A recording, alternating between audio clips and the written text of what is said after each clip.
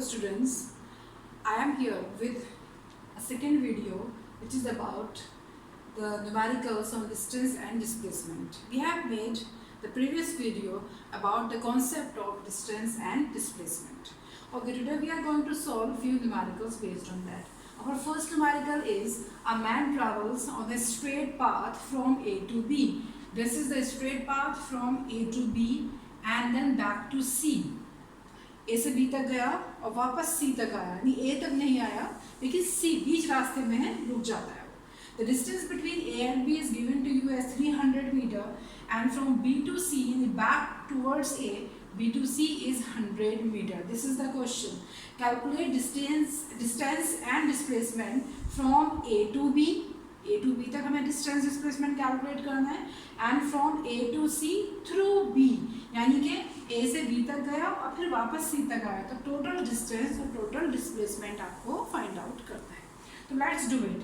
Solution. First, we are going to find out the distance and displacement from A to B. It is a straight path. Remember, a straight path without any turn. So distance is equal to simple AB. And that is equal to 300 meter as given to you, the gap between A and B. And since the displacement is also a straight line between initial and final positions and it is given to be straight, so it is equal to 300 meter. So when a body moves on a straight path, remember, listen carefully, जब कोई body सीधे रास्ते पे चलती है बिना turn लिए तो हमेशा डिस्टेंस और डिस्प्लेसमेंट दोनों की वैल्यू बराबर आएगी. Always remember. इससे पहले हमने बताया था कर्व पे क्या हो जाता है, तो यहाँ पर स्ट्रेट लाइन में ट्रैवल करेगी तो distance is equal to displacement. अब बात आती है कि ए से बी तक गया फिर वापस बी से सी तक आया तो डिस्टेंस कितना होगा. तो second part is from A to C through B.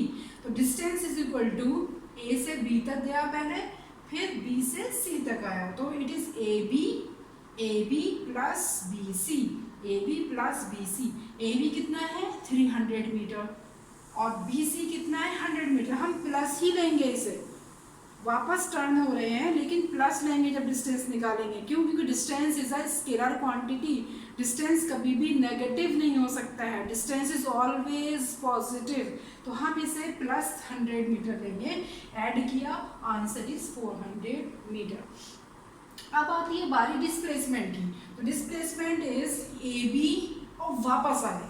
A B से जब ए से बी तक जा रहा था सीधे हाथ पे चल रहा था और जब बी से सी तक आ रहा है तो उल्टे हाथ की तरफ आ रहा है. और जैसे मैंने पहले बता दिया displacement is a vector quantity और वेक्टर क्वांटिटीज में जब आप डायरेक्शन रिवर्स करते हैं तो उसकी वैल्यू में माइनस लग जाता है, वैल्यू भी रिवर्स हो जाती है साइन में. तो इसलिए ए बी अगर हम प्लस ले रहे हैं राइट हैंड साइड तो हम लेंगे इसे ए बी को प्लस और जब वापस आ रहे हैं तो बी सी को हम लेंगे नेगेटिव. तो A B minus B C. तो ए बी की वैल्यू कितनी है 300 मीटर और बी सी कितना दिया है 100. तो माइनस यहाँ पे क्यों लगा? क्योंकि displacement is a vector quantity और जब आप डायरेक्शन रिवर्स करते हो तो साइन भी रिवर्स हो जाता है. तो यहाँ पे आएगा माइनस लगे 200 मीटर. तो यानी कि डायरेक्शन अगर चेंज हुई तो चाहे स्ट्रेट पाथ अभी भी है, अभी भी सीधे रास्ते पे चल रहे हैं सब दोनों केसेस में, लेकिन डायरेक्शन चेंज हो गई. तो जब डायरेक्शन चेंज हो जाएगी तो डिस्टेंस जो है वो हमेशा ज़्यादा आएगा और डिस्प्लेसमेंट कम होगा.